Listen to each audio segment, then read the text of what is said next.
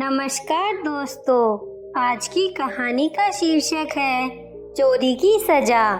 एक गांव में एक बूढ़ा किसान अपनी पत्नी के साथ रहता था। उसका एक छोटा सा खेत था। उस खेत में ही कुछ सब्जियां बोकर और उन्हें बेचकर किसान अपना व अपनी पत्नी का गुजारा करता था। एक बार किसान ने सोचा कि इस बार वह पूरे खेत में शलगम बोएगा। उसने अपनी पत्नी से पूछा, मैं सोचता हूँ कि इस बार खेत में शलगम बो दूँ, तुम्हारा क्या ख्याल है? पत्नी ने कहा, शलगम की फसल अच्छी हो गई तब तो हम आराम से रह सकेंगे, वरना भोजन के भी लाले पड़ जाएंगे। मैं फसल को समय पर पानी दूंगा, खूब देखभाल करूंगा तो फसल जरूर ही अच्छी होगी, किसान ने कहा। फिर किसान ने अपनी फसल खेतों में बो दी। किसान की किस्मत अच्छी थी कि इस बार शलगम की फसल बहुत अच्छी हुई। एक दिन बूढ़ा किसान खेत पर गया तो वह यह देखकर हैरान रह गया कि खेत में जगह जगह शलगम के टुकड़े बिखरे पड़े हैं। उसने झुककर देखा कि ढेरों शलगम फैली पड़ी है, परंतु सभी के छोटे छोटे टुकड़े बचे पड़े हैं। किसान की समझ में नहीं आया कि यह कैसे हो सकता है। वह सोचने लगा कि यदि कोई आदमी शलगम चुराता तो पूरी ही उठाकर ले जाता। शलगम के टुकड़े करके तो किसी ने मेरा नुकसान करने की कोशिश की है। यह काम जरूर किसी दुश्मन का है। यह सोचते सोचते वह घर पहुंच गया और अपनी पत्नी से बोला, मेरी समझ में नहीं आ रहा कि हमारी दुश्मनी किससे है। उसकी पत्नी बोली, हमारी दुश्मनी तो किसी से नहीं, जरा खुलकर बताओ बात क्या है? किसान बोला, किसी ने हमारा नुकसान करने की कोशिश की है।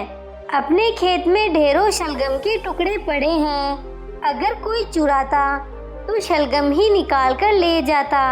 यह तो किसी दुश्मन की चाल लगती है जो उसने शलगम के टुकड़े कर डाले। भला हमारा दुश्मन कौन हो सकता है? उसकी पत्नी बोली, लगता है तुम्हारा दिमाग बूढ़ा हो गया है, तभी दुश्मन की बात सोच रहे हो। भला हमारा दुश्मन कौन हो सकता है? जरूर कोई जानवर हमारी फसल खा रहा होगा। बूढ़े किसान को बुढ़िया की बात जच गई और वह रात को पहरा देने खेत पर निकल गया। वह हाथ में कुल्हाड़ी लिए खेत के किनारे घास में छिपकर बैठ गया। आधी रात में अचानक भालू आया और शलगम निकालकर कुछ खाने लगा और कुछ फेंकने लगा।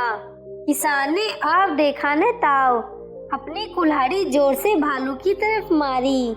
कुल्हाड़ी भालू के पिछले पैर में लगी और उसका एक पैर कटकर गिर गया। भालू दर्द से चिल्लाता हुआ लंगड़ाकर जंगल की तरफ चला गया। उसके जाने के बाद किसान ने भालू की टांग उठाई और घर पर आ गया। बुढ़िया टांग देखकर खुश हुई। बुढ़िया ने टांग को धोकर उसकी खाल उतार ली, उसके बालों के ऊन बुन लिए और फिर टांग का मांस पकने रख दिया। किसान और पत्नी ने जमकर मांस का आनंद लिया। उधर टांग कटने से परेशान भालू किसान से बदला लेने की सोचने लगा। वह जंगल में गया और एक पेड़ से लकड़ी तोड़कर इसकी चौथी टांग बना ली और ठक ठक की आवाज के साथ चलने लगा। फिर एक दिन मौका देखकर वह सुबह को किसान के घर पहुंच गया। वह बाहर से गीत गुनगुनाने लगा, मेरी टूटी टांग मुझे तू पहचान, तूने अपाहिज मुझे बनाया, आजा आजा बाहर आजा, मुश्किल में है तेरी जान। भालू की आवाज सुनकर किसान और उसकी पत्नी थरथर कांपने लगे। वे जल्दी से दरवाजा बंद करने दौड़े, परंतु भालू तब तक भीतर आ चुका था। दोनों लोग डरकर अलमारी के भीतर घुस गए। भालू घर में इधर उधर गाना गाता और लंगड़ाता हुआ घूम रहा था। उसकी लकड़ी की टांग खटखट की आवाज कर रही थी।